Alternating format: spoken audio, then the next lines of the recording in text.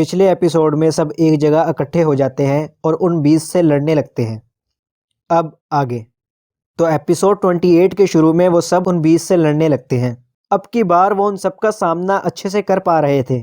तभी एलेक्स के सर से वो ट्रेजर निकलकर उस गोस्ट के पास चला जाता है, जो पहले ही 2 लेजेंडरी बीस्ट से अपनी हेड की तलवार से लड़ रहा था।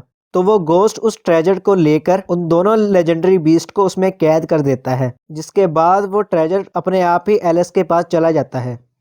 इसके बाद वो गोस्ट एलेक्स को अपनी हेड वाली तलवार दे देता है और कहता है कि इस इंस्टीट्यूट को तुम दोबारा बनाना, क्योंकि उस गोस्ट की एनर्जी अब ख़त्म हो गई थी, जिसे देखकर दुश्मन और भी तेज़ी से उन पर हमला करने के लिए आगे बढ़ते हैं।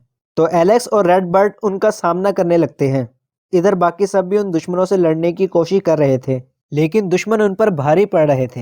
तभी वहां पर जिया के फादर आ जाते हैं और उन सबसे कहते हैं कि ये इंस्टीट्यूट दोबारा भी बनाया जा सकता है, जिनको नहीं लड़ना वो मेरे पीछे आ जाओ।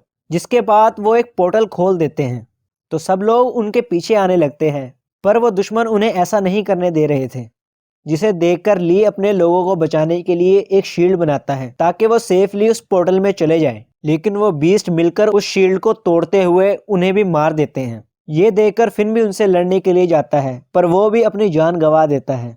अब जेफ अपने स्टूडेंट को बचाने के लिए खुद एक शील्ड बनाता है और जल्दी से सबको वहां जाने को कहता है। ये देखकर वो सारे बीस्ट जेफ को मारने के लिए अपनी एनर्जी इकट्ठा करने लगते हैं। तो एलेक्स अपने ऊपर एनर्जी अट्रैक्शन टैग लगा लेता है ताकि सारी एनर्जी उसको लगे। तो जेफ वो टैग ले लेते हैं और उसे पोर्टल में भेज देते हैं। अब कुछ महीने गुजर जाते हैं और हम एलेक्स को स्टोन विलेज में देखते हैं, जिसे अभी तक उसी जगह के सपने आ रहे थे। तो एलेक्स गोल्ड ल्यू के पास जाता है, तो गोल्ड ल्यू इसे बताते हैं कि तुम्हारे पास वो ट्रेजर है और वो एक स्पेशल ट्रेजर है जिसके अंदर स्पिरिचुअल पावर है। ये सुनकर एलेक्स रोने लगता है, क्योंकि वो उस ट्रेजर की थोड़ी सी पावर से ही सबको बचा सकता था, लेकिन उसके बारे में पता ना होने की वजह से वो कुछ नहीं कर पाया। आगे एलेक्स अपने आप को संभाल कर गोल्ड ल्यू से कहता है कि मैं आगे से अपने आसपास के लोगों पर खतरा आने नहीं दूंगा और आप मुझे स्ट्रॉन्ग बनने के लिए उस दूसरे वर्ल्ड में भेज दो। और मुझे 2 साल भी हो चुके हैं। जिस पर गोल्ड ल्यू की स्पिरिट कहती है कि मैं तुम्हारी मदद जरूर करूंगी, लेकिन उससे पहले तुम टैगो माउंटेन से लाए हुए स्पिरिचुअल फ्लावर को यहाँ पर लगा दो, ताकि ये जगह और भी ज़्यादा सेफ हो जाए। ये जानकर एलेक्स उस फ्लावर को वहाँ लगा देता है। तभी एलेक्स के पास एक लड़का आता है जो उसे खेलने के लिए कहता है, पर एलेक्स उसे गुस्से में वहाँ से भेज देता है।